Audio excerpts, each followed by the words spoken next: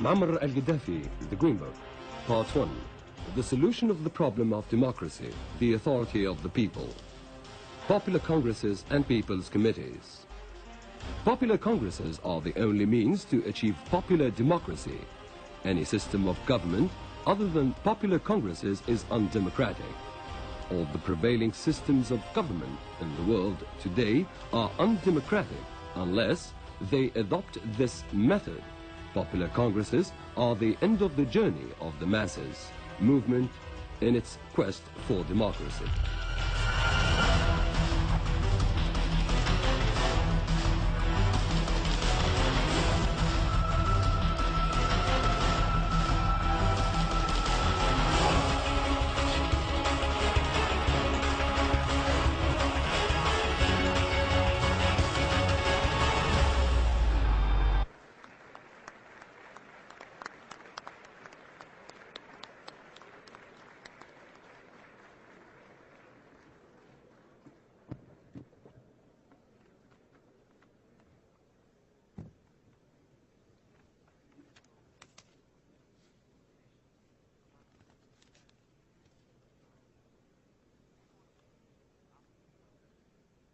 بسم الله.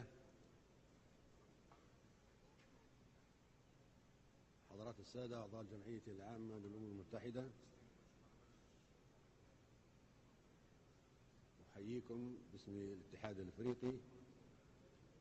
In the name of the African Union, I would like to greet the members of the General Assembly of the United Nations,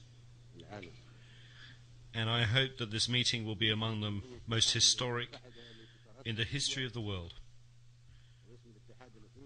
In the name of the General Assembly, at its 64th session, presided over by Libya of the African Union, of 1,000 traditional African kingdoms, and in my own name,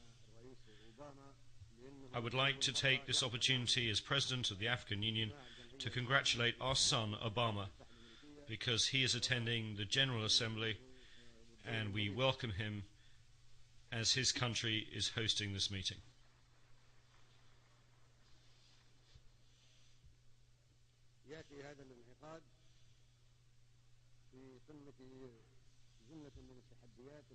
This session is taking place in the midst of so many challenges facing us, and the whole world should come together and unite its efforts to defeat the challenges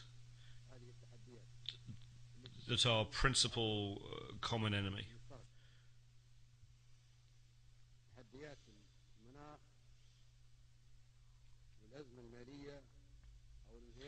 Those of climate change and international crises such as the capitalist economic decline,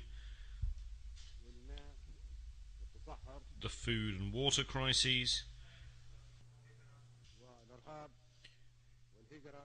desertification, terrorism, immigration, piracy, man-made and natural epidemics, and nuclear proliferation.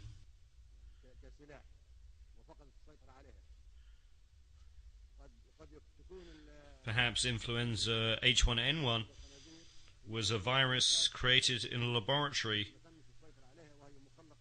that got out of control, originally being meant as a military weapon.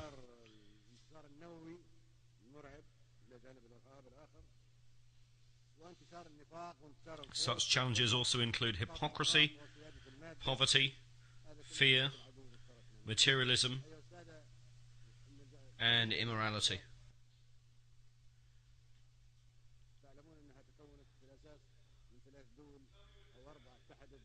As is known, the United Nations was founded by 3 or 4 countries against Germany at the time. The United Nations was formed by the nations that joined together against Germany in the Second World War.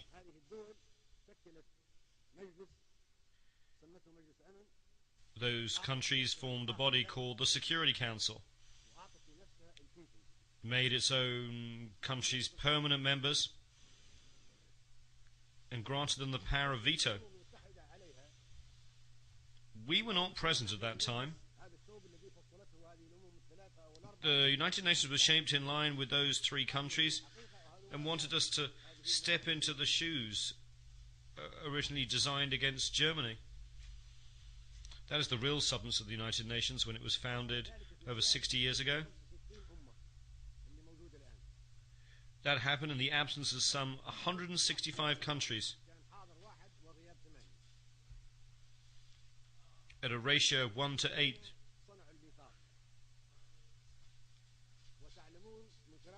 That is, 1 was present and 8 were absent. They created the Charter, of which I have a copy. If one reads the Charter of the United Nations, one finds that the preamble of the Charter differs from its articles. How did it come into existence?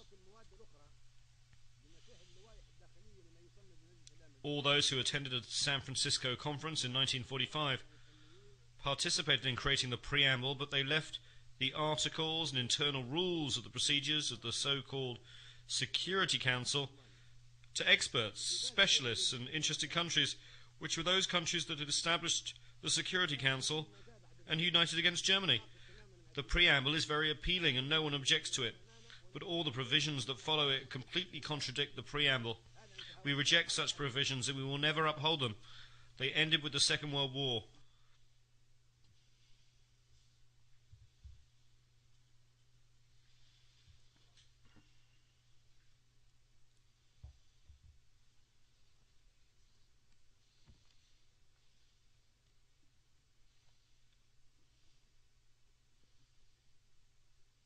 الديباجة تقول إن الأمم متساوية كبيرها وصغيرها. The preamble says that all nations, small or large, are equal.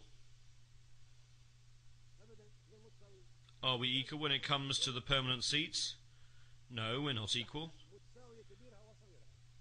The preamble states in writing that all nations are equal whether they are small or large. Do we have the right to veto? Are we equal? The preamble says that we have equal rights whether we are large or small. That is what is stated and what we agreed in the preamble. So the veto contradicts the Charter. The permanent seats contradict the Charter. We neither accept nor recognize the veto. الميثاق يقول التزمنا في الديباجة ألا تستخدم القوة المسلحة. The preamble of the Charter states that armed force shall not be used save in the common interest. That is the preamble that we agreed to and signed, and we joined the United Nations because we wanted the Charter to reflect that.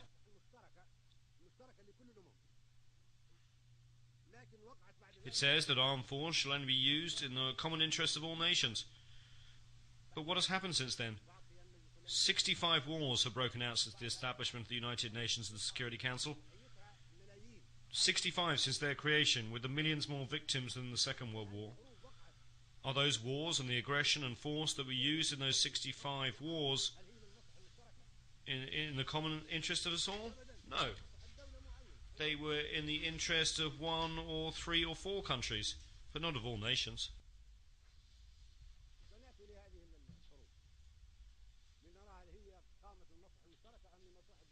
We will talk about whether those wars were in the interests of one country or of all nations. That flagrantly contradicts the Charter of the United Nations that we signed, and unless we act in accordance with the Charter of the United Nations to which we all agreed, we will reject it and not be afraid not to speak diplomatically to anyone. Now we are talking about the future of the United Nations. There should be no hypocrisy or diplomacy.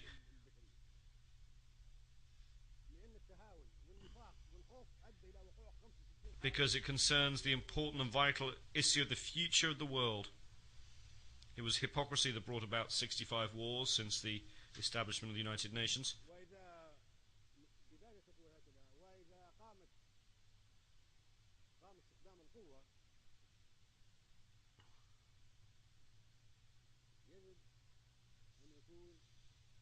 The preamble also states that if armed forces is used, it must be a United Nations force.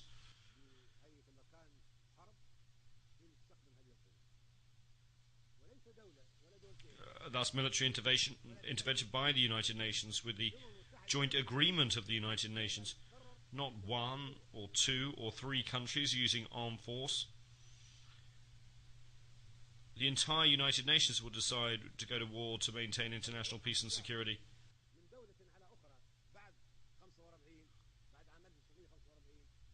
Since the establishment of the United Nations in 1945, if there's an act of aggression by one country against another, the entire United Nations should deter and stop that act.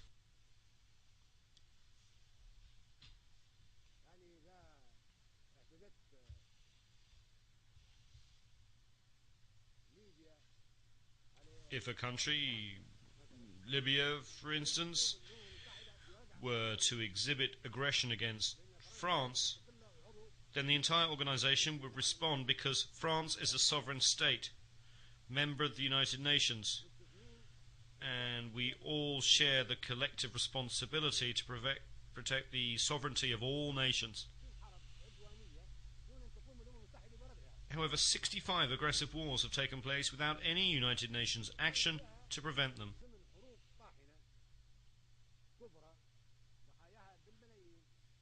Eight other massive fierce wars whose victims number some 2 million have been waged by member states that enjoy veto powers. Those countries would have us believe they seek to maintain the sovereignty and independence of peoples and to use aggressive force against peoples. While we would like to believe that these countries want to work for peace and security in the world and protect peoples, they have instead resorted to aggressive wars and hostile behavior. Enjoying the veto they granted themselves as permanent members of the Security Council, they have initiated wars that have claimed millions of victims.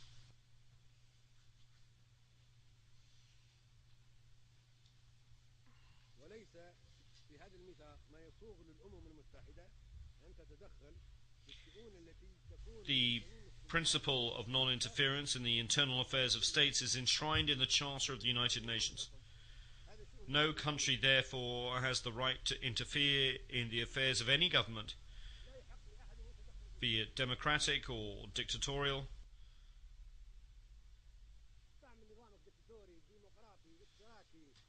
Democratic, dictatorial, socialist or capitalist, reactionary or progressive. This is the responsibility of each society. It is an internal matter for the people of the country concerned. The senators of Rome once appointed their leader Julius Caesar a dictator because it was good for Rome at that time. No one can say of Rome at that time that it gave Caesar the veto. The veto is not mentioned in the Charter.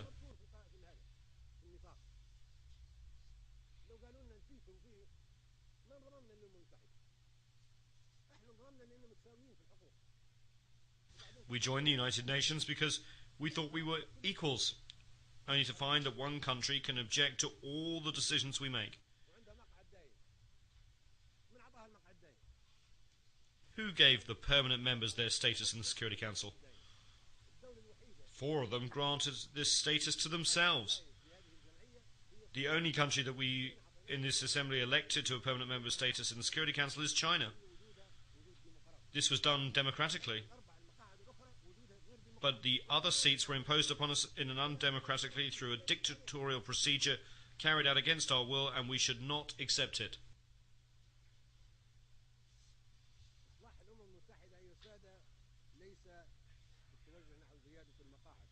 The Security Council reform we need is not an increase in the number of members, which would only make things worse.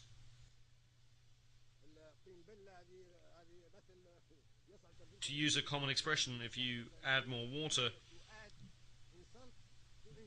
you get more mud. It would add insult to injury.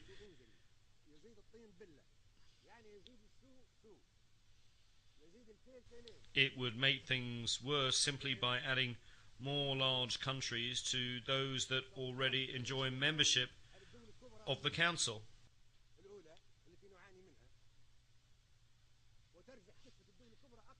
It would merely perpetuate the proliferation of superpowers.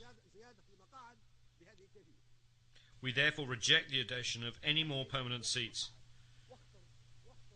The solution is not to have more permanent seats, which would be very dangerous. Adding more superpowers would crush the peoples of small, vulnerable, and third world countries, which are coming together in what has been called the Group of 100. 100 small countries banding together in a forum that one member has called the Forum of Small States.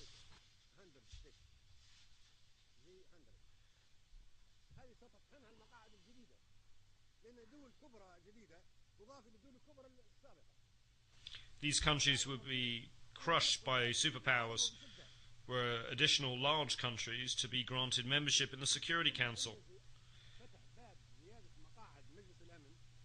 This door must be closed. We reject it strongly and categorically.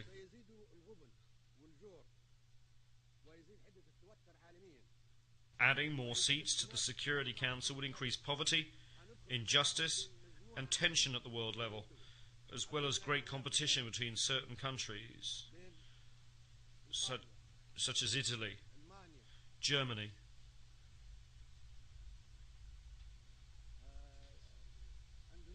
Indonesia,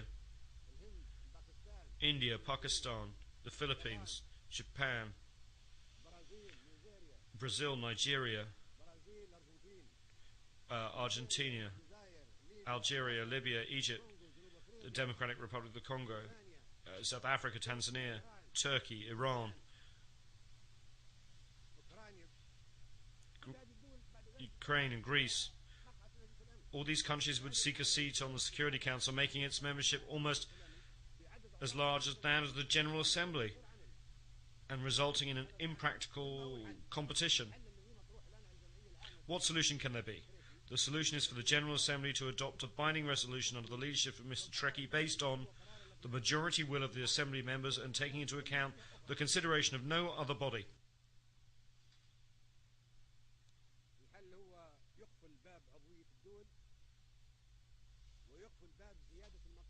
The solution is to close Security Council memberships to the admission of further states. This item is on the agenda of the General Assembly during the present session presided over by Mr. Trekkie. Membership through unions and the transference of mandates should supersede other proposals.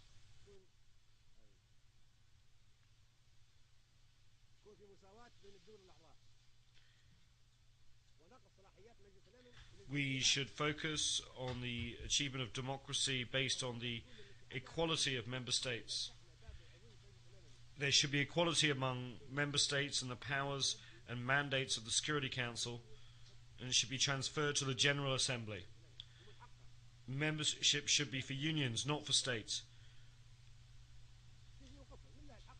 Increasing the number of member states would give the right to all countries to a seat, in accordance with the spirit of the preamble of the Charter. No country could deny a seat to the Council to Italy, for instance, if a seat was given to Germany. For the sake of argument, Italy might say that Germany was an aggressive country and was defeated in the Second World War.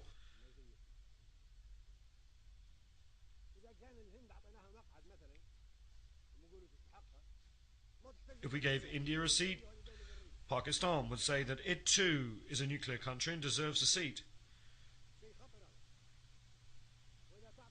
And those two countries are at war. It would be a dangerous situation.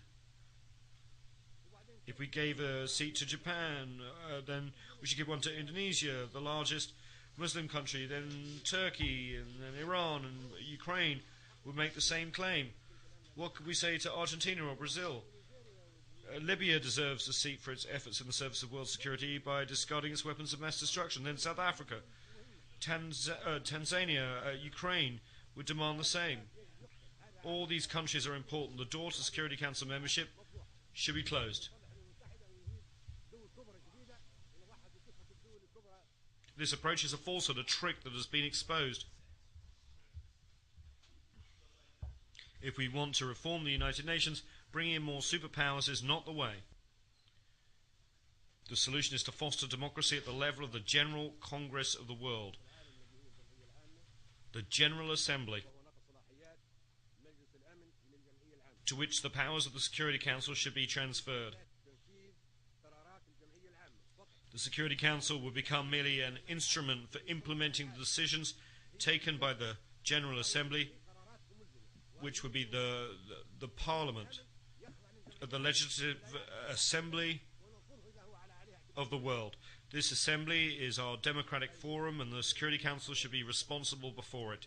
We should not accept the current situation. These are the legislators of the members of the United Nations, and their resolutions should be binding. It is said that the General Assembly should do whatever the Security Council recommends.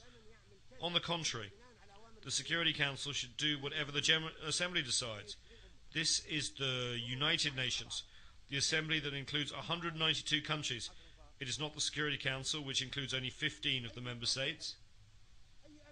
How can we be happy about global peace and security if the whole world is controlled by only 5 countries?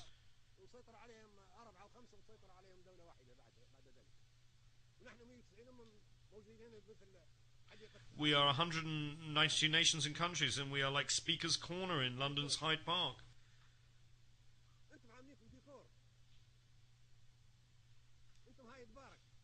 We just speak and nobody implements our decisions.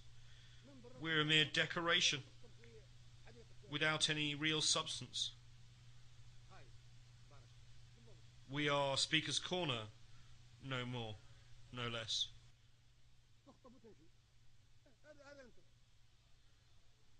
We just make speeches and then disappear. This is who you are right now.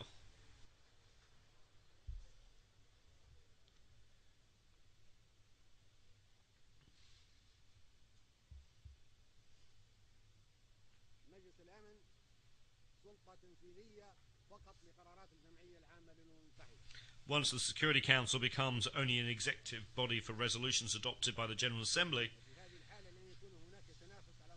there will be no competition for membership of the Council.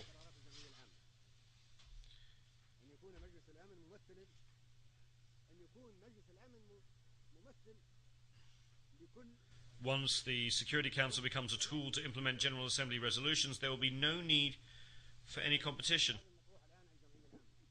The Security Council should quite simply represent all nations in accordance with the proposals submitted to the General Assembly. There would be permanent seats on the Security Council for all unions and groups of countries.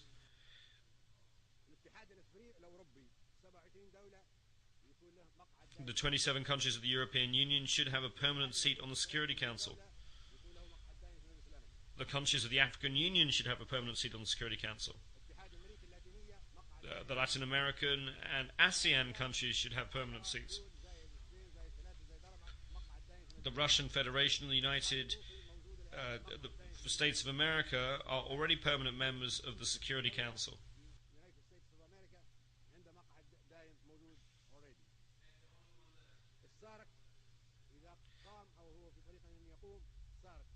The Southern African Development Community, SADC, once it's fully established, should have a permanent seat. The 22 countries of the Arab League should have a permanent seat. The 57 countries of the Islamic Conference should have a permanent seat. The 118 countries of the non-aligned movement should have a permanent seat.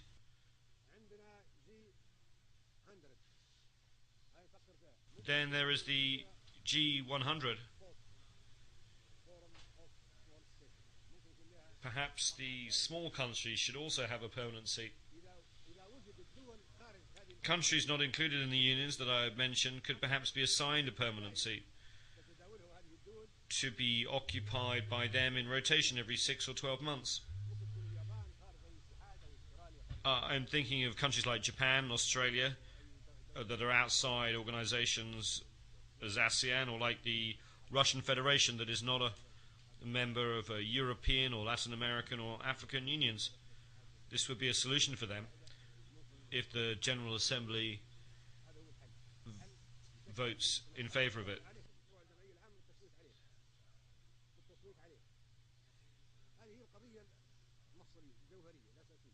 The issue is a vitally important one. As has already been mentioned, the General Assembly is the Congress and Parliament of the world, the leader of the world.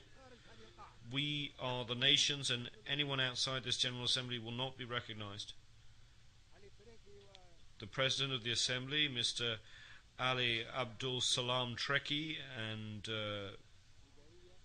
Secretary General Ban Ki-moon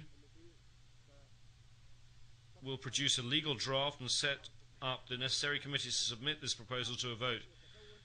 That from now on, the Security Council will be made up of unions of nations.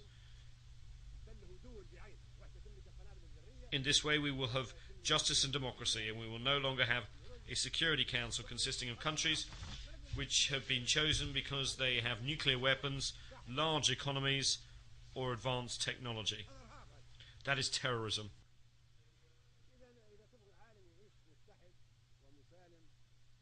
We cannot allow the Security Council to be run by superpowers.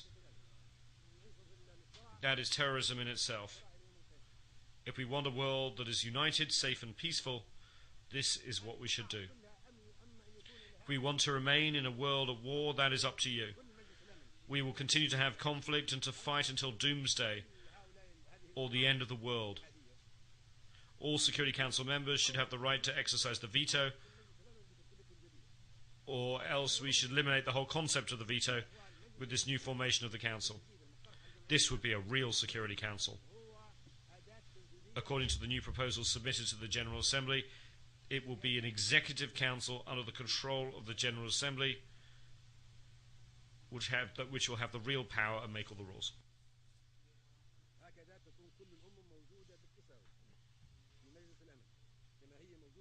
In this way, all countries will be on an equal footing in the Security Council, just as they are in the General Assembly. In the General Assembly, we are all treated equally when it comes to membership and voting. It should be the same in the Security Council.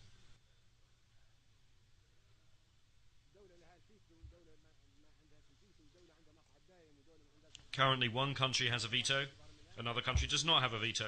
One country has a permanent seat, another country does not have a permanent seat. We should not accept this, nor should we accept any resolution adopted by the Security Council in its current composition. We are under trusteeship. We were colonized, and now we were independent.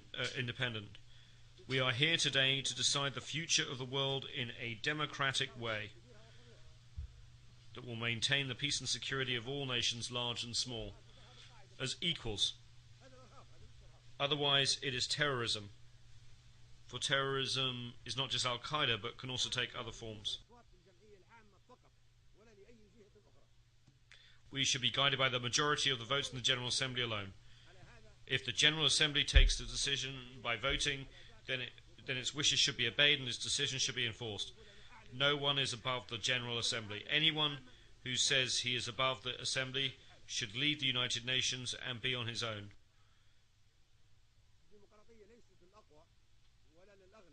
Democracy is not just for the rich or most powerful or those who practice terrorism. All nations should be and should be seen to be on an equal footing.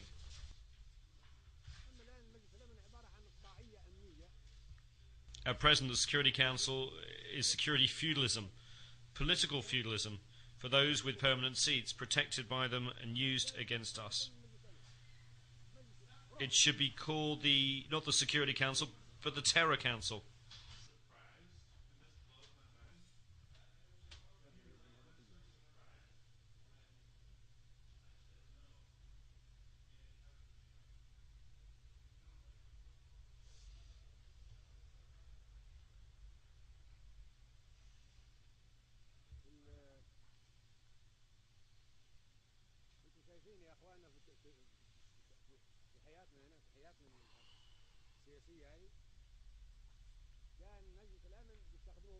In our political life, if they need to use the Security Council against us, they turn to the Security Council.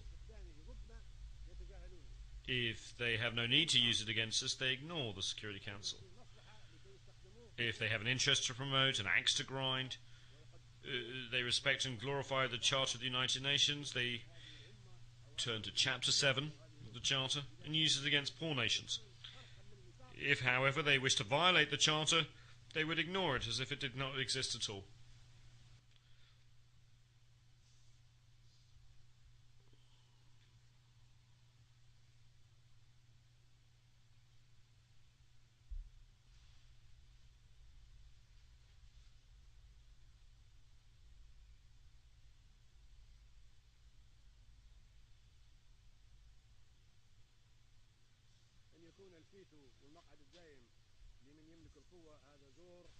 If the veto of the permanent members of the Security Council is given to those who have the power, this is injustice and terrorism and should not be tolerated by us.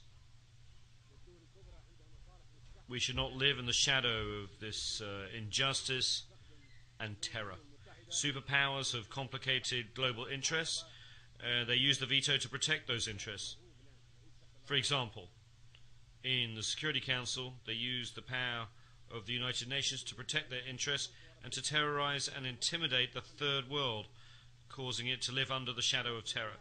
From the beginning, since it was established in 1945, the Security Council has failed to provide security. On the contrary, it has provided terror and sanctions. It is only used against us. For this reason, we will no longer be committed to implementing Security Council resolutions after this speech, which marks the 40th anniversary.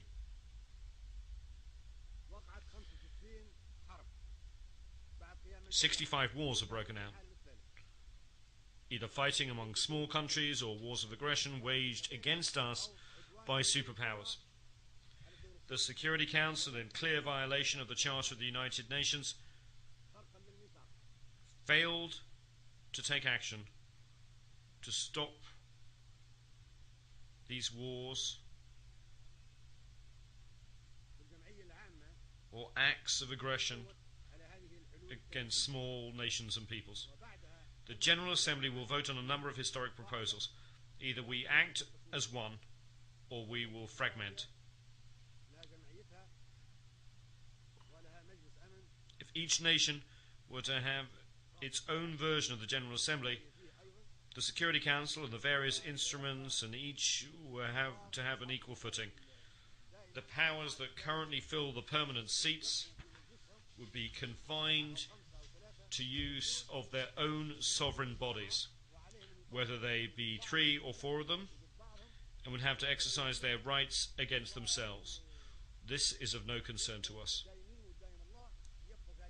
If they want to keep their permanent seats, that's fine. Permanent seats will be of no concern to us. We shall never submit to their control or to their exercise of the veto that was given to them. We are not so foolish as to give up the right of veto to the superpowers to use so they can treat us as second-class citizens and outcast nations. It's not we who decided that those countries are the superpowers and respected nations with the power to act on behalf of 192 countries.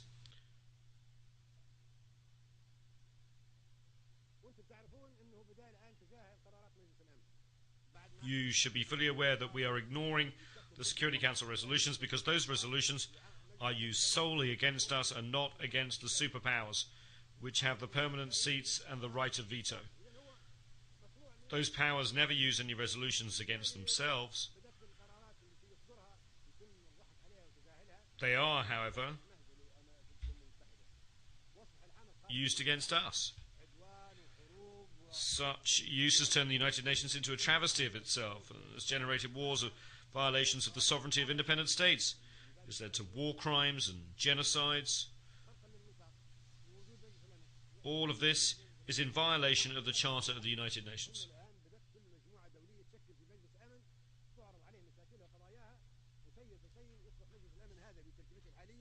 Since no one pays attention to the Security Council of the United Nations, each country and community has established its own Security Council, and the Security Council here has become isolated.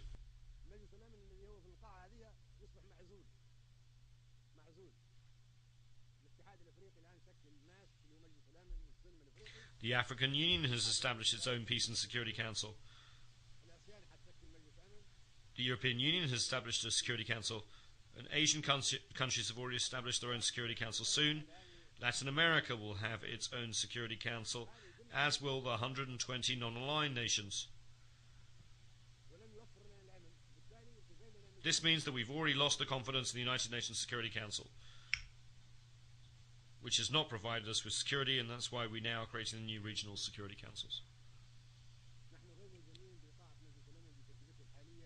We are not committed to obeying the rules or the resolutions of the United Nations Security Council in its present form because it is undemocratic, dictatorial, and unjust.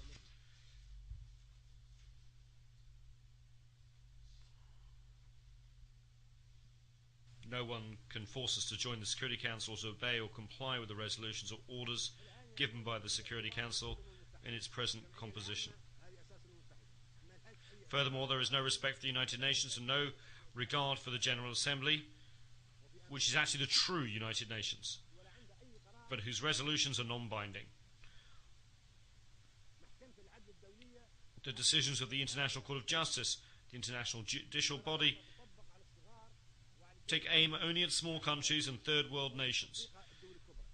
Powerful countries escape the notice of the court, or, if judicial decisions are taken against these powerful countries, they are not enforced.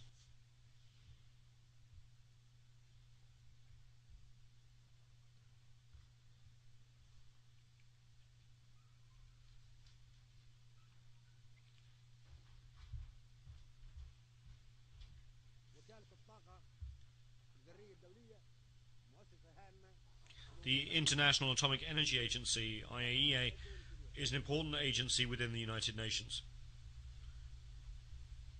Powerful countries, however, are not accountable to it or under its jurisdiction.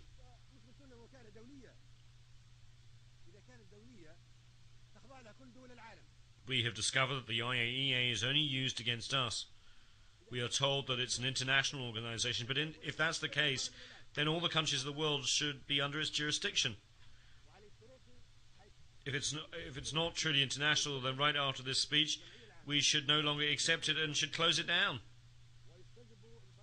Mr. Trekkie, in his capacity as President of the General Assembly, should talk to the Director General of the IAEA, Mr. Al Baradei, and should ask him if he is prepared to verify nuclear energy storage in all countries and inspect all suspected increases. If he says yes, then we accept the agency's jurisdiction. But if he says that he cannot go into certain countries that have nuclear power and he does not have any jurisdiction over them, then we should close the agency down and not submit to its jurisdiction. For your information, I called Mr. El Baradei when we had the problem of the Libyan nuclear bomb. I called Mr. El Baradei and asked him if the agreements by the superpowers to reduce nuclear supplies were subject to agency control and under inspection, and whether he was aware of any increases in their activity. He told me that he was not in a position to ask the superpowers to be inspected. So is the agency only inspecting us? If so, it does not qualify as an international organization since it is selective, just like the Security Council and the International Court of Justice. This is not equitable, nor is the United Nations. We totally reject this situation.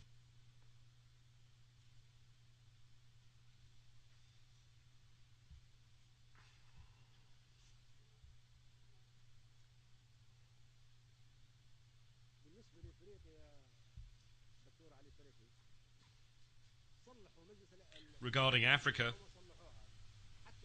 Mr. President, whether the United Nations is reformed or not, but even before a vote is taken on any proposals of a historic nature, Africa should be given a permanent seat on the Security Council now, having already waited too long.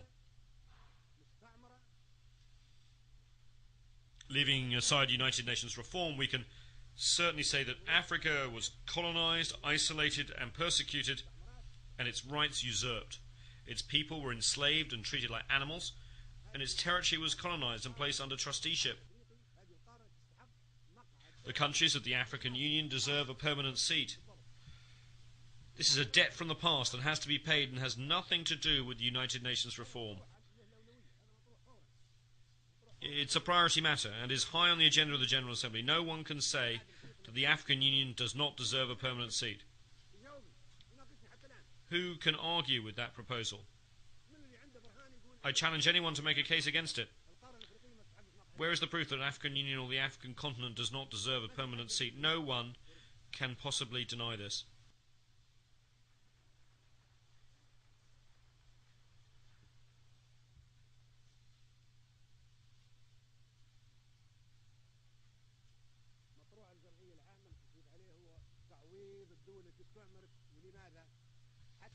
Another matter that should be voted on in the General Assembly is that of compensation for countries that were colonised so as to prevent the colonisation of a continent, the usurpation of its rights and the pillaging of its wealth from happening again. Why are Africans going to Europe? Why are the Asians going to Europe? Why are Latin Americans going to Europe? It is because Europe colonized those peoples and stole the material and human resources of Africa, Asia and Latin America, the oil, the minerals, the uranium, the gold, the diamonds, the fruit, the vegetables, the livestock and the people, and used them. Now new generations of Asians, Latin Americans and Africans are seeking to reclaim that stolen wealth as they have the right to do so. At the Libyan border, I recently stopped 1,000 African migrants headed for Europe. I asked them why were they going there. They told me it was to take back their stolen wealth, that they would not be leaving otherwise. Who can restore the wealth that was taken from us? If you decide to restore all this wealth, there will be no more immigration from the Philippines, Latin America, Mauritius, and India. Let us have the wealth that was stolen from us. Africa deserves $777 trillion in compensation from countries that colonized it.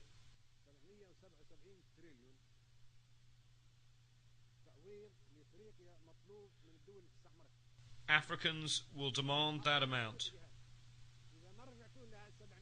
If you do not give it to them, they will go to where you have taken those trillions of dollars. They have the right to do so. They have to follow that money and bring it back again. Why is there no Libyan immigration to Italy, even though Libya is so close by? Italy owed compensation to the Libyan people. It accepted the fact and signed an agreement with Libya, which is adopted by both the Italian and the Libyan parliaments. Italy admitted that its colonization of Libya was wrong and should never be repeated, and promised not to attack the Libyan people by land, air or sea. Italy also agreed to provide Libya with $250 million a year in compensation over the next 20 years and to build a hospital for the Libyans maimed as a result of the mines planted in Libyan territory during the Second World War.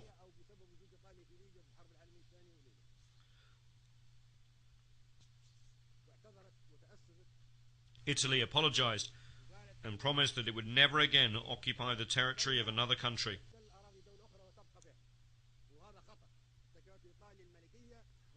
Italy, which was a kingdom during the fascist regime, has made rich contributions to civilization,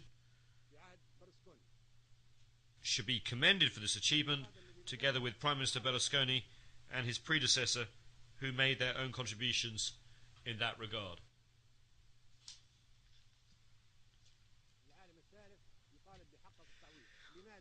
Why is this third world demanding compensation? So that there will be no more colonization, so that large and powerful countries will not colonize, knowing that they will have to pay compensation. Colonization should be punished. The countries that harmed other peoples during the colonial era should pay compensation for the damage and suffering inflicted under their colonial rule.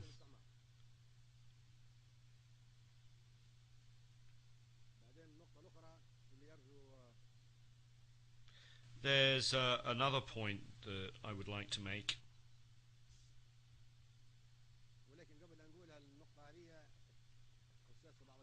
However, before doing so, and addressing a somewhat sensitive issue,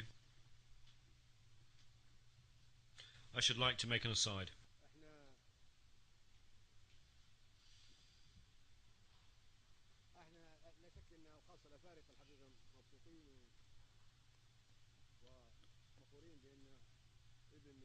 We Africans are happy and proud indeed. The son of Africa is now President of the United States of America. That is a historic event. Now, in a country where blacks once could not mingle with whites in cafes or restaurants or sit next to them on a bus, the American people have elected as their president a young black man, Mr. Obama, of Kenyan heritage.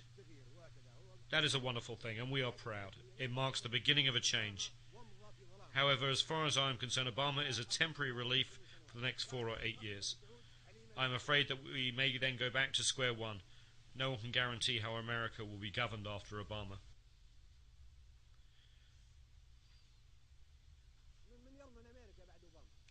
We would be content if Obama could remain President of the United States of America forever.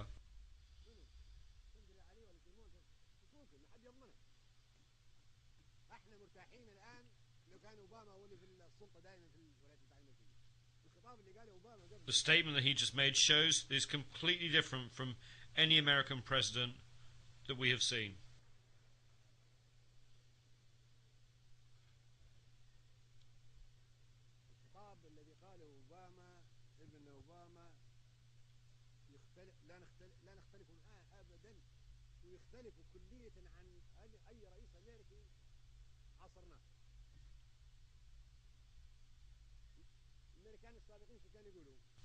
American presidents used to threaten us with all manner of weapons,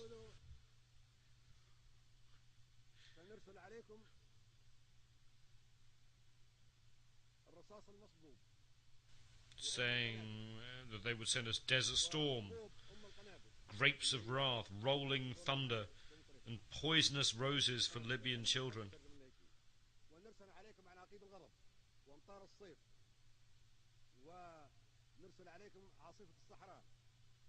ونرسل عليكم الرعد المتداول ونبعثكم الورد السام لإطفال ليبيا عام 86. هذا المنطق كان لم يقف رئيس أمريكا. That was their approach. American presidents used to threaten us with operations such as Rolling Thunder, sent to Vietnam, Desert Storm, sent to Iraq. سنرسل عليكم الرعد زاحف كما رسلت على فيتنام وسنرسل عليكم عاصفة الصحراء كما أرسلتها للعراق وسنرسل عليكم عملية الفارس كما أرسلتها على مصر عام 56. Musketeer sent to Egypt in 1956, even though America opposed it.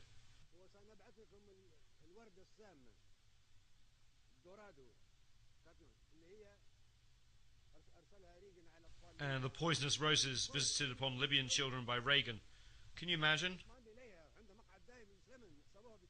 One would have thought that presidents of a large country with a permanent seat on the Security Council and the right of veto would have protected us and sent us peace. And what did we get instead? Laser-guided bombs carried to us on F-111 aircraft.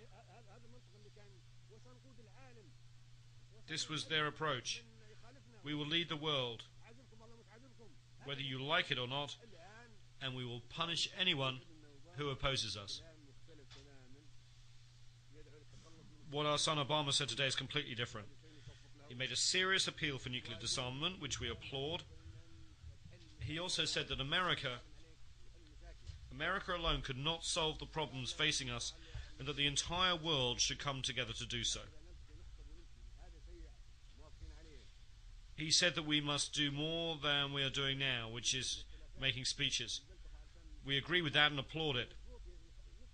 He said that we had to come to the United Nations to talk against one another.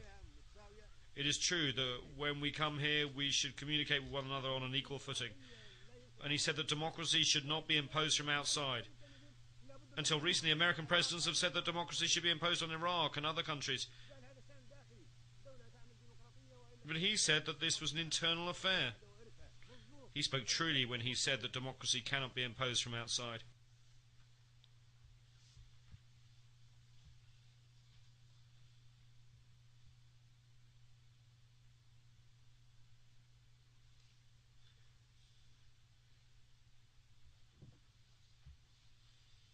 بالتالي لازم ننتبه قبل نفكر في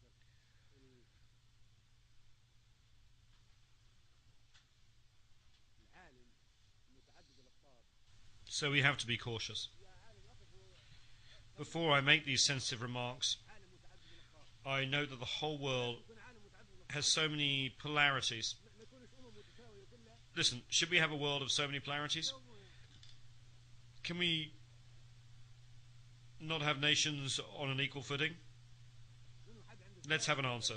Does anyone have an answer as to whether it's better to have a world of so many polarities? Why can we not have equal standing? Should we have patriarchs? Should we have popes? Should we have gods? Why should we have a world of so many polarities? We reject such a world and call for a world where big and small are equal.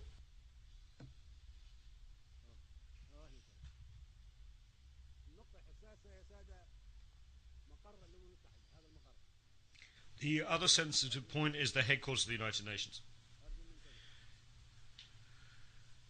Can I have your attention, please?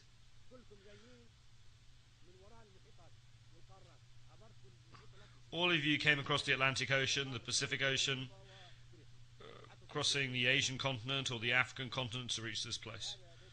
Why? Is this Jerusalem? Is this the Vatican?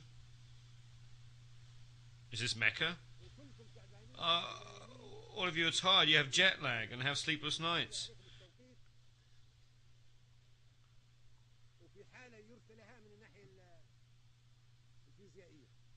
You're very tired, very low physically.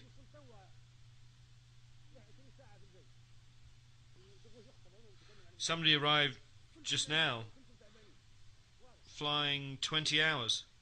Then we wanted to make a speech and talk about this. All of you are asleep. All of you are tired. It is clear that all of you are lacking energy because of having to make such a long journey. Why do we do that? Some of our countries are in night time and people are asleep.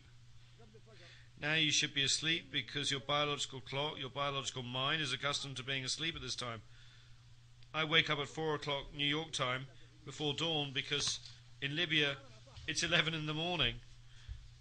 When I wake up at 11 it's supposed to be daytime. At 4 o'clock I am awake. Why? Think about it.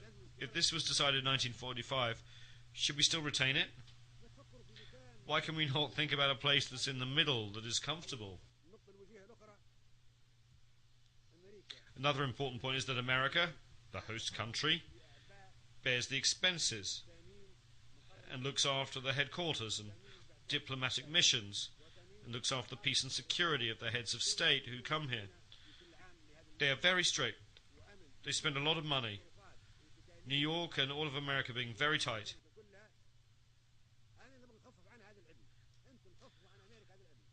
I want to relieve America of this hardship. We should thank America. We should say to America, thank you for all the trouble that you've taken on yourself. We say thank you, America. We want to help reassure America and New York and keep them calm. They should not have the responsibility of looking after security. Perhaps someday a terrorist could cause an explosion or a bomb on a president. This place is targeted by Al Qaeda, this very building.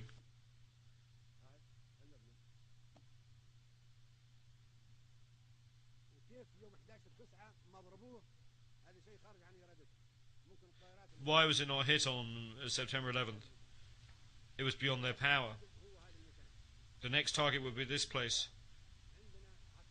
I'm not saying this in an offhand manner. We have tens of members of Al Qaeda detained in Libyan prisons. Their confessions are very scary. That makes America live under tension. One never knows what will happen. Perhaps America or this place would be targeted again by a rocket. Perhaps tens of heads of state will die. What we want to relieve America from this worry, we should take the place to where it is not targeted. Now, after 50 years, the United Nations headquarters should be taken to another part of the hemisphere. Another 50 years in the Western Hemisphere. For the next 50 years, it should be in the Eastern Hemisphere or in the Middle Hemisphere by rotation. Now, with 64 years, we have an extra 14 years over the 50, so the headquarters should be moved to somewhere else.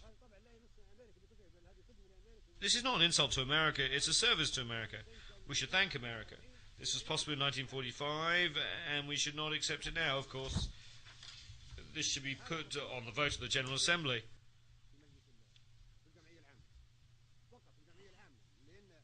Only in the General Assembly, because in Section 23 of the Headquarters Agreement it says that the United Nations headquarters can be moved to another location only by a resolution of the General Assembly.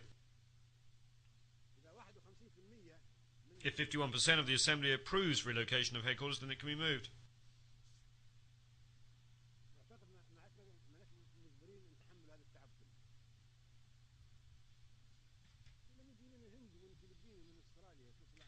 America has the right to make its security tight because it's targeted by terrorists and by Al Qaeda.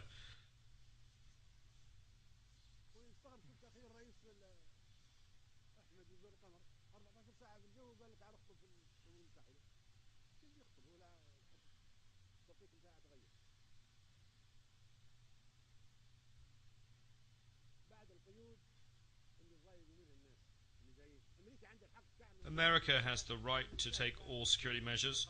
We are not blaming America for that. However, we do not tolerate these measures. We do not come to New York and be subjected to all these measures.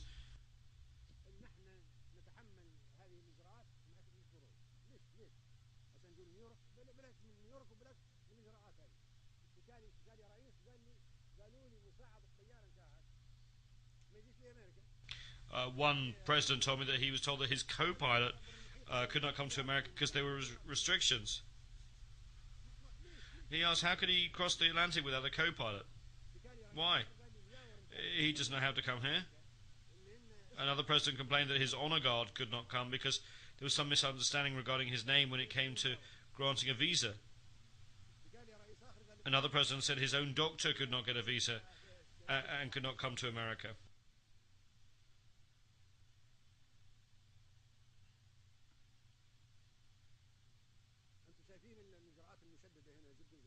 The security measures are very strict. If a country has any problems with America, they will set up restrictions on the movement of member delegations as if one is in Guantanamo.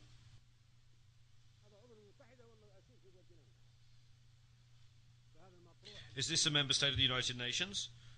Or is it a prisoner in the Guantanamo camp that cannot be allowed free movement? This is what is submitted to the General Assembly for a vote, moving the headquarters. If 51% agree, then we come to the second vote, to the middle of the globe or the eastern part.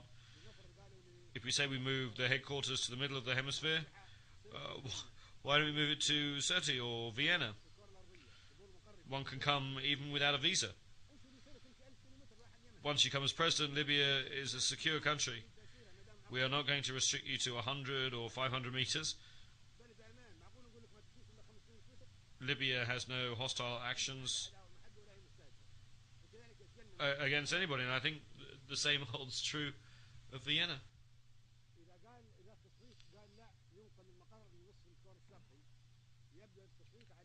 If the vote says we should move headquarters to the eastern part, then it will be Delhi or Beijing, the capital of China or the capital of India. That's logical, my brothers. I do not think there will be any objection to that. Then you will thank me for this proposal, for eliminating the suffering and trouble of flying 14, 15 or 20 hours to come here.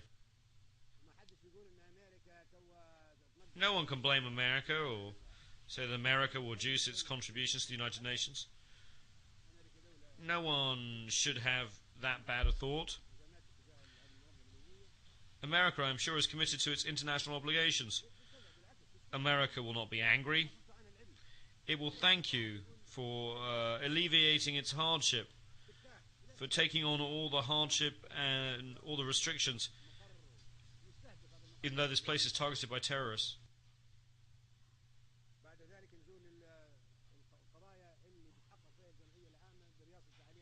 We come now to the issues that will be considered by the General Assembly. We are about to put the United Nations on trial. The old organizations will be finished and a new one will emerge. This is not a normal gathering.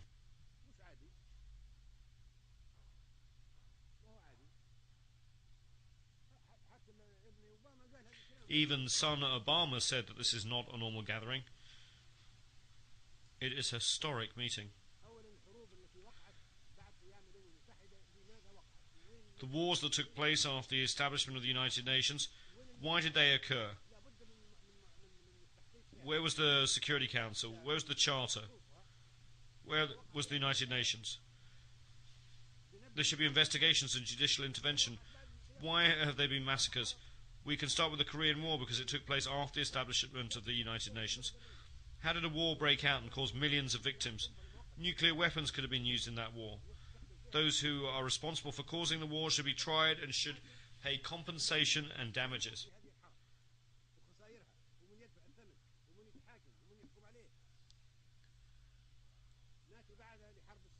Then we come to the Suez Canal War of 1956. That file should be opened wide. 3 countries with permanent seats on the Security Council and with the right of veto in the Council attacked a member state of this General Assembly. A country that was a sovereign state, Egypt, was attacked. Its army was destroyed. Thousands of Egyptians were killed and many Egyptian towns and entities were destroyed, all because Egypt wanted to nationalize the Suez Canal. How could such a thing have happened during an era of the United Nations and the Charter? How is it possible to guarantee that such a thing will not be repeated unless we make amends for past wrongs? Those were dangerous events, and the Suez Canal and Korean War files should be reopened. Next we come to the Vietnam War. There were 3 million victims of that war. During 12 days, more bombs were dropped than during 4 years of the Second World War.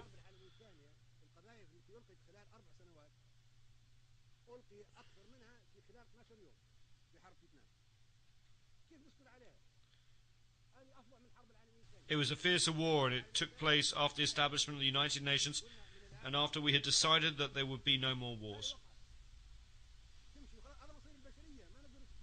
The future of humankind is at stake. We cannot stay silent. How can we feel safe? How can we be complacent? This is the future of the world, and we who are in the General Assembly of the United Nations must make sure that wars are not repeated in the future. Then Panama was attacked, even though it was an independent member state of the General Assembly. 4,000 people were killed, and the president of that country was taken prisoner and put in prison.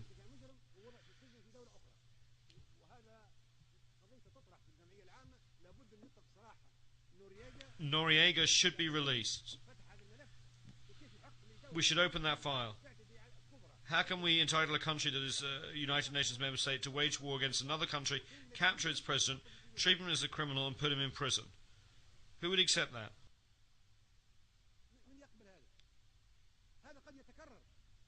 It could be repeated. We should not stay quiet.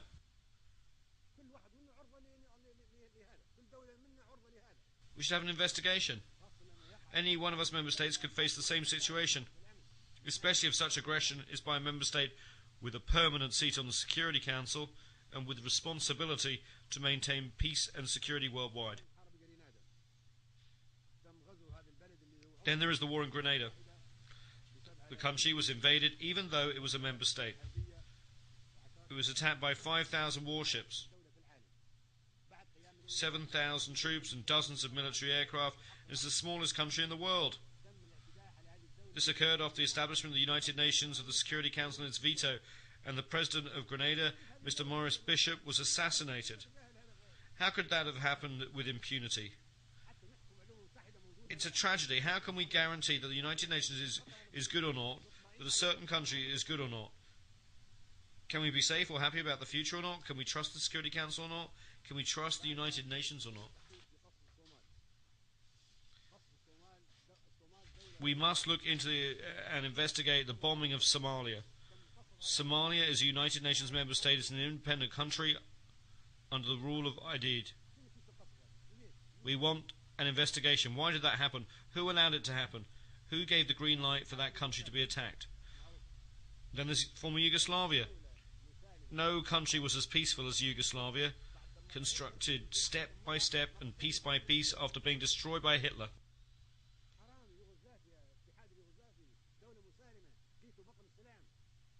We destroyed it, as if we were doing the same job as Hitler. Tito built that peaceful country step by step, brick by brick, and then we arrived and broke it apart from imperialistic and personal interests. How can we be complacent about that? Why can we not be satisfied? If a peaceful country like Yugoslavia faced such a tragedy, the General Assembly should have an investigation and should decide who should be tried before the International Criminal Court. Then we have war in Iraq, the mother of all evils.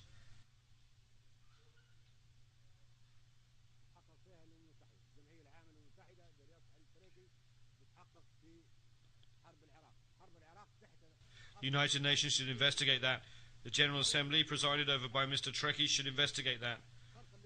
The invasion of Iraq was a violation of the United Nations Charter. It was done without any justification by the superpowers with permanent seats on the Security Council. Iraq is an independent country and a member state of the General Assembly. How could those countries attack Iraq? As provided for in the Charter, the United Nations should have intervened and stopped the attack.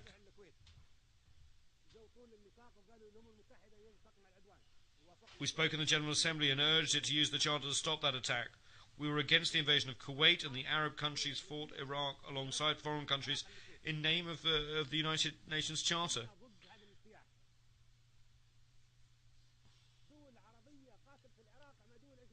In the first instance, the Charter was respected. The second time, when we wanted to use the Charter to stop the war in Iraq, no one used it, and that document was ignored. Why did that occur? Mr. Trekkie and the General Assembly should investigate to determine whether there was any reason at all to invade Iraq.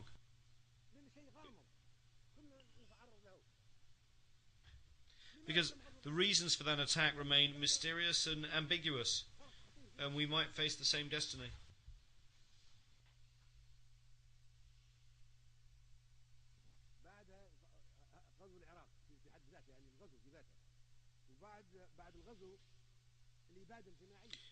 Why was Iraq invaded?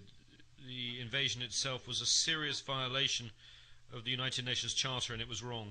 There was also a total massacre or genocide. More than 1.5 million Iraqis were killed. We want to bring the Iraqi file before the International Criminal Court, and we want those who committed mass murder against the Iraqi people to be tried.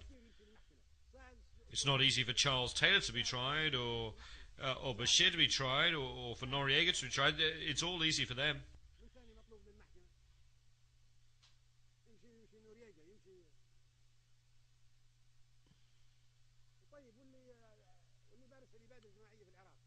But what about those who have committed mass murder against the Iraqis?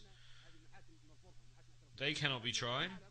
They cannot go before the ICC.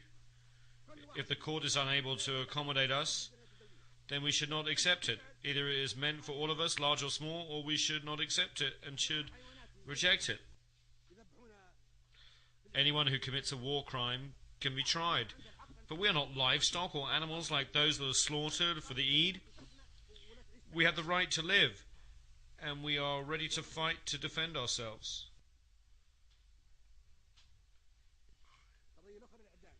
We have the right to live in dignity under the sun and on earth. They have already tested us, and we have withstood the test. There are other things as well. What is it that Iraqi prisoners of war can be sentenced to death? When Iraq was invaded and the president of Iraq was taken, he was a prisoner of war. He should not have been tried.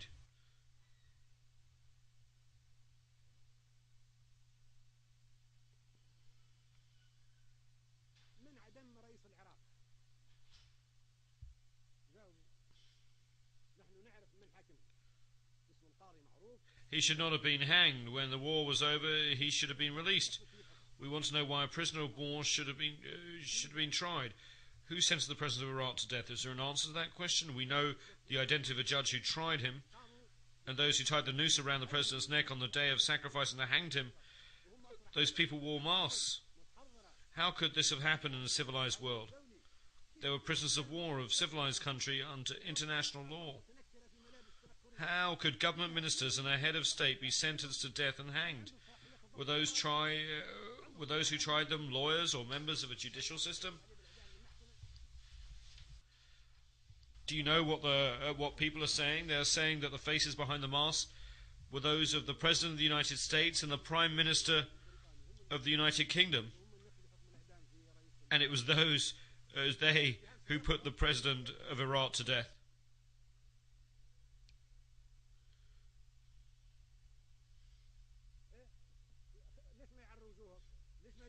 Why do the executioners not unmask their faces? Why do we not know their ranks?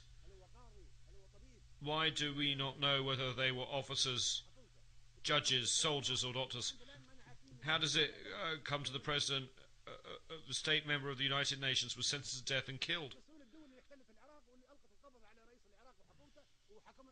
We do not know the identity of the executioners. The United Nations is duty-bound to answer these questions. Who carried out the death sentence? They must have legal status and official responsibilities. We should know their identities, and we should know about the presence of a physician and the nature of all the legal proceedings. That would be true for an ordinary citizen, let alone for the president of a state member of the United Nations who was put to death in this manner.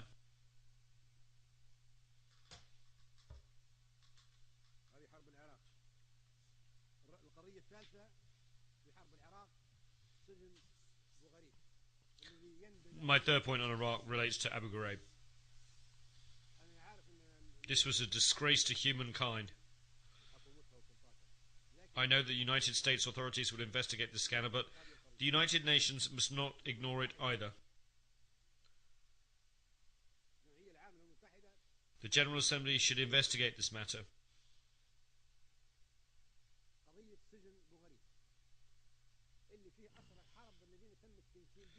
Prisoners of war held in Abu Ghraib prison were tortured. Dogs were set on them. Men were raped. This is the unprecedented in the history of war. It was sodomy, and it was an unprecedented sin, never before committed by past aggressors or invaders. Prisoners of war are soldiers, but these were raped in prison by a state, a permanent member of the Security Council. This goes against civilization and humankind.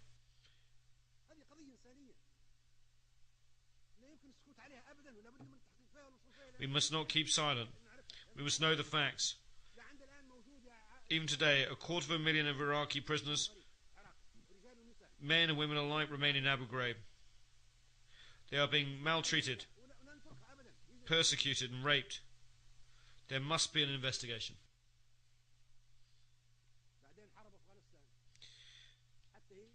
Turning to the war in Afghanistan, this too must be investigated. Why are we against the Taliban?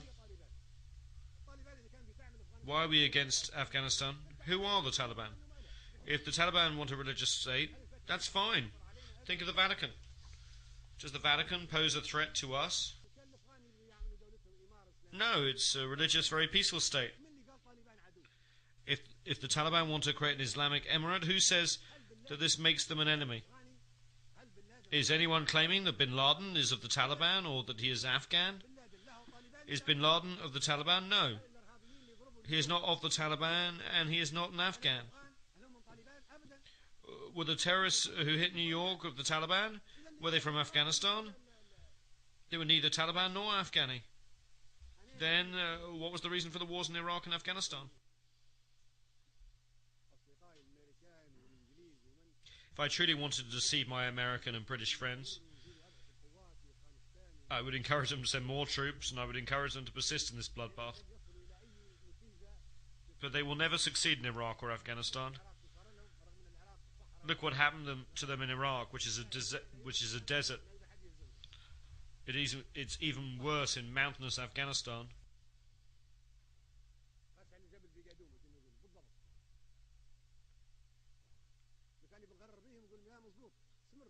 If I wanted to deceive them, I would tell them to continue the wars in Iraq and Afghanistan.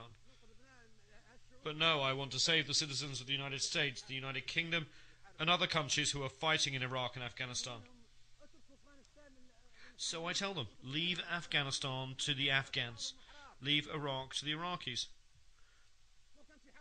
If they want to fight each other, they are free to do so.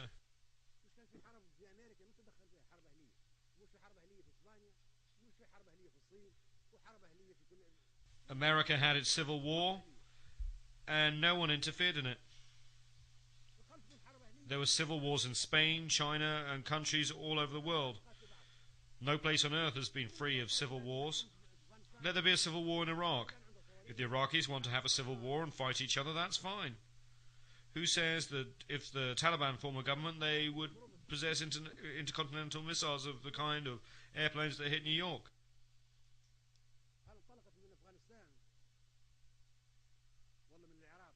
Did those aeroplanes take off from Afghanistan or Iraq? No, they took off from American airports. So why is Afghanistan being struck? The terrorists were not Afghans or Taliban or Iraqis. Why are we silent? We must never be war devils. Anyone who does not speak the truth is a silent devil. We are committed to international peace and security. We do not wish to scorn or ridicule humankind. We want to save humanity.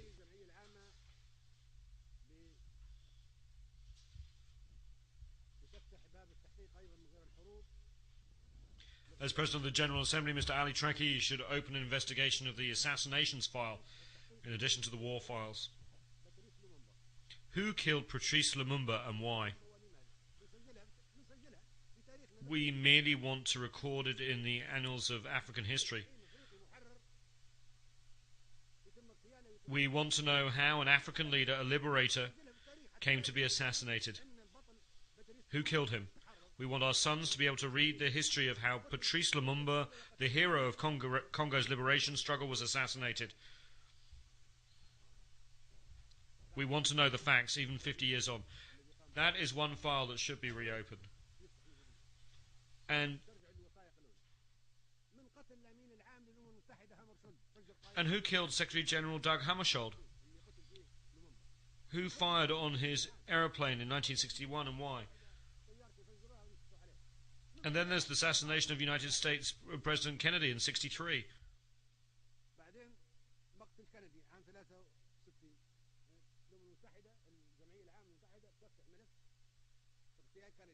We want to know who killed him and why.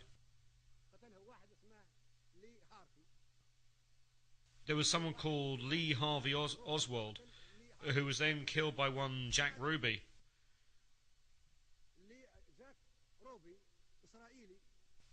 But why did he kill him? Jack Ruby, an Israeli, killed Lee Harvey Oswald, who killed Kennedy. Why did this Israeli kill Kennedy's killer? Then Jack Ruby, the killer of Kennedy, die in mysterious circumstances before he could be tried. We must open the files. The whole world knows that Kennedy wanted to investigate the Israeli Dimona nuclear reactor. This involves international peace and security and weapons of mass destruction. That is why we should open this file.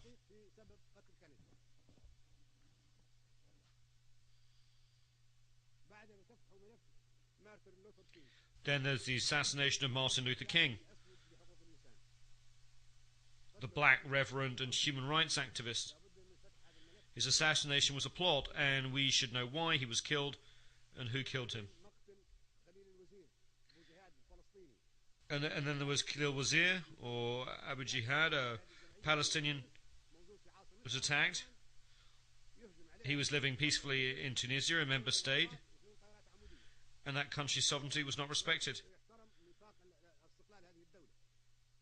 We cannot keep silent, even though submarines and ships were detected along the coast of Tunisia where he was killed. No one was accused or tried. Abu Yad was also killed, and we should know how he was killed.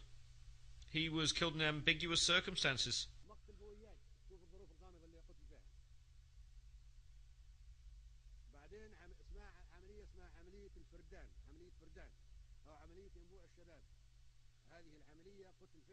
In Operation Spring of Youth, Kamal Nasser, a poet, Kamal Adwan and Abu Yusuf al-Najjar, 3 Palestinians, were killed in Lebanon, a country that is free, a sovereign state, member of the General Assembly.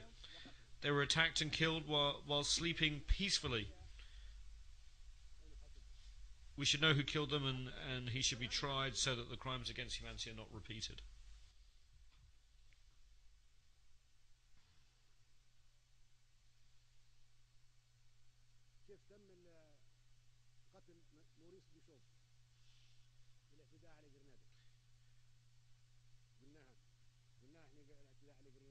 We've already talked about the size of the force used in the invasion of Grenada.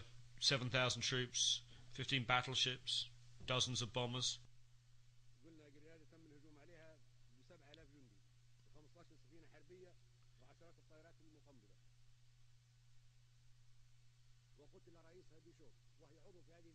And President Bishop was killed even though Grenada was a member state. Those are crimes, and we cannot keep silent. Otherwise we will look like sacrificial beasts. We are not animals. Year after year we are attacked. We defend ourselves, our sons, our children, and we are not afraid. We have the right to live, and the earth is not destined for violence, but for us all. We can never live on this earth in such humiliation, so those are the wars.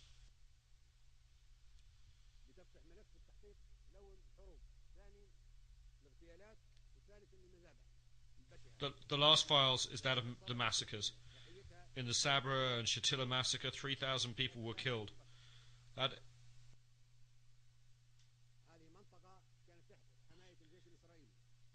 area was under the protection of the occupying Israeli army and was the site of huge and calamitous massacre in which 3,000 Palestinian men, women and children were killed. How can we keep quiet? Lebanon is a sovereign state. A member of the General Assembly was occupied. Sabra and Shatila were under Israeli control, and then the massacre took place. And then there was the 2008 massacre in Gaza. There were 1,000 women and 2,200 children among the victims killed in the massacre in Gaza in 2008.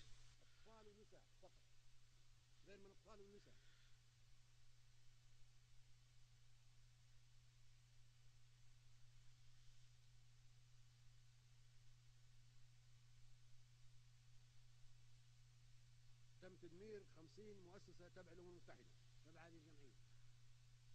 60 United Nations facilities and another 30 belonging to non-governmental organizations were damaged. 50 clinics were destroyed. 40 doctors and nurses were killed while carrying out humanitarian activities. This took place in Gaza in December 2008. The perpetrators are still alive, and they should be tried by the International Criminal Court. Should we try only the underdogs, the weak and the poor of the third world countries, and not important and protected figures?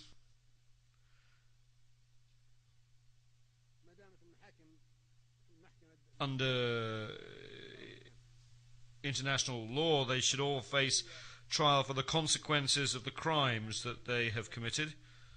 Otherwise, the role of the ICC would never be recognized. If the decisions of the ICC are not respected or implemented, if the General Assembly and the Security Council mean nothing, and if the International Atomic Energy Agency serves only certain countries and organizations, then what is the United Nations? It would mean that the United Nations is nothing, and this is insignificant. Where is it? There is no United Nations. Then, while piracy may be a phenomenon of the high seas, a form of terrorism, we may talk about the piracy in Somalia. Somalis are not pirates. We are the pirates. We went there and usurped their economic zones, their fishing, their wealth. Libya, India, Japan, America, any country in the world. We're all pirates. We all entered the territorial waters and economic zones of Somalia and stole. The Somalis are protecting their own fish, their sustenance. They have become pirates because they are defending their children's food. Now we seek to address that matter in the wrong way. Should we send warships to Somalia? We should send warships to the pirates who have attacked and seized the economic zones and wealth of the Somalis and the food of their children. I met the pirates, and I told them that I would negotiate an agreement between them and the international community that respects the 200-mile exclusive economic zone under the law of the sea. It protects all marine resources belonging to the Somali people. And that stops all countries from disposing of toxic waste along the Somali coast. In return, the Somalis would no longer attack any ships.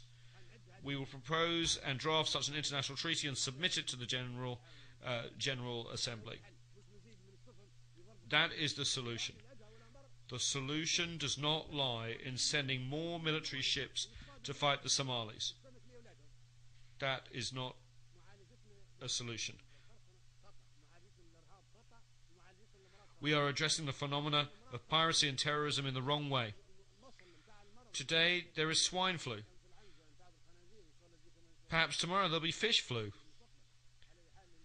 Because sometimes we produce viruses by controlling them. It is a commercial business. Capitalist companies produce viruses so that they can generate and sell vaccinations. This is very shameful and poor ethics. Vaccinations and medicine should not be sold.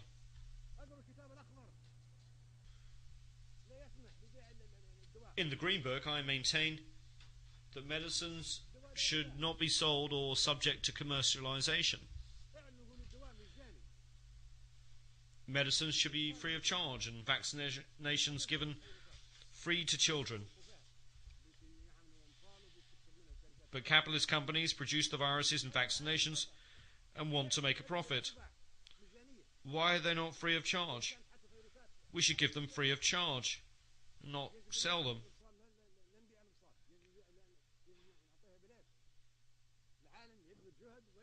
The entire world should strive to protect our people,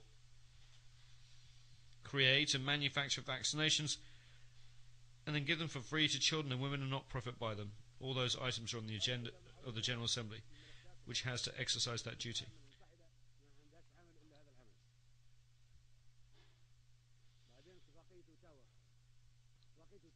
The Ottawa Convention on Landmines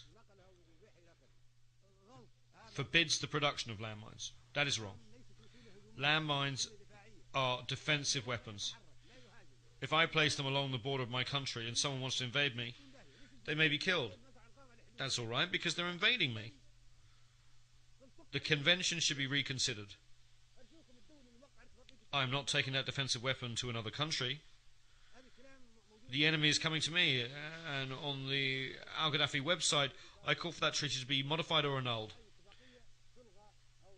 This treaty should be modified or annulled. I want to use anti-personnel mines to defend my home against invasion.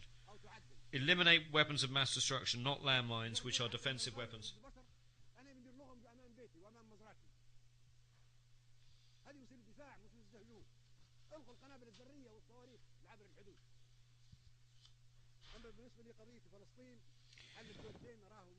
With regard to the Palestinian situation, the two-state solution is impossible. It is not practical.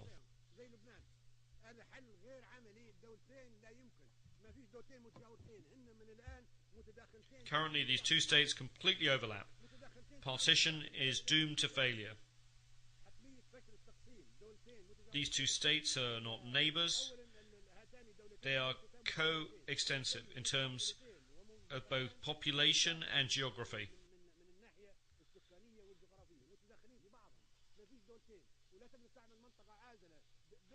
A buffer zone cannot be created between the two states because there are 500,000 Israeli settlers in the West Bank and 1 million Arab Palestinians in the territory known as Israel. The solution, therefore, is a democratic state without religious fanaticism or ethnicity. The generation of Sharon and Arafat is over. We need a new generation in which everyone can live in peace. Look at the Palestinian and Israeli youth. They both want peace and democracy. And they want to live under one state. This conflict poisons the world.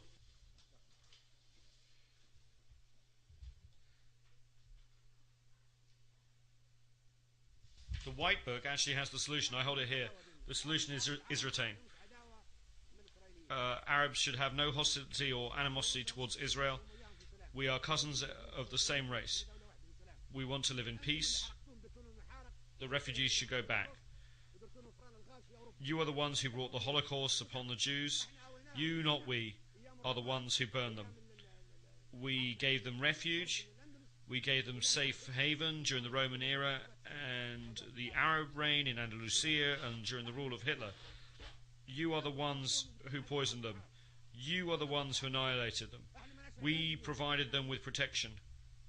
You expelled them.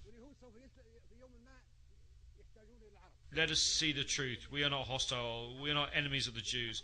And one day the Jews will need the Arabs. At that point, Arabs will be the ones to give them protection, to save them. And we hope, as we have done in the past.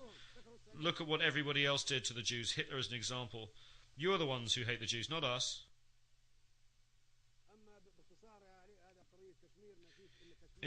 In brief, Kashmir should be an independent state, neither Indian nor Pakistani. We must end that conflict. Kashmir should be a buffer state between India and Pakistan. With regard to Darfur, I truly hope that the assistance provided by the international organisations can be used for development projects, for agriculture, for industry and for irrigation. You are the ones who made it a crisis. You put it on the altar. You wanted to sacrifice Darfur so you could interfere in its eternal affairs.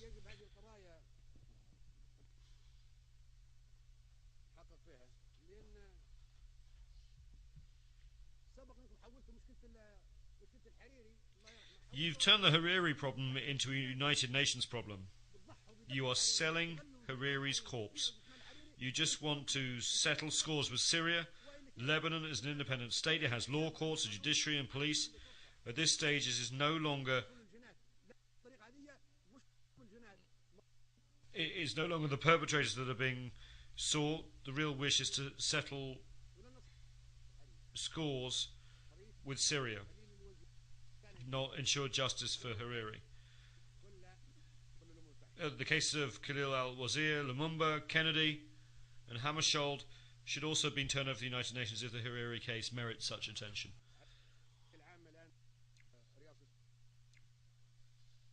The General Assembly is now under the presidency of Libya. This is our right.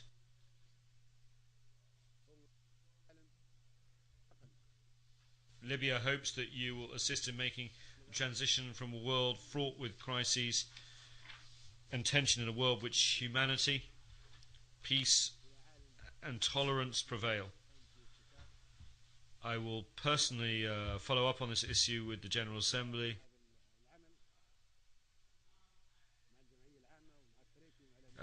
General Assembly and President Trekkie and the Secretary General.